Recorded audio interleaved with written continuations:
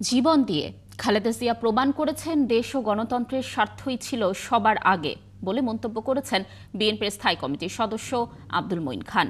সকালে association of engineers Bangladesh অ্যাবের নেতাকর্মীদের জিয়া উদ্যানে শহীদ জিয়াউর রহমান ও খালেদা জিয়ার সমাধিতে শ্রদ্ধা জানিয়ে এ কথা বলেন তিনি।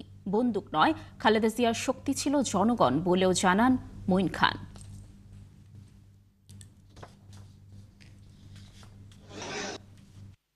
তিনি গণতন্ত্রের জন্যে তার জীবনকে উৎসর্গ করেছেন। আপনারা জানেন যে বাংলাদেশে বিভিন্ন রাজনৈতিক নেতৃত্ব যারা বিভিন্ন সময়ে নিজেদের ব্যক্তিগত অথবা দলগত সুযোগ সুবিধার জন্য তারা রাজনীতিতে বিভিন্ন সময়ে আপোস করেছিলেন।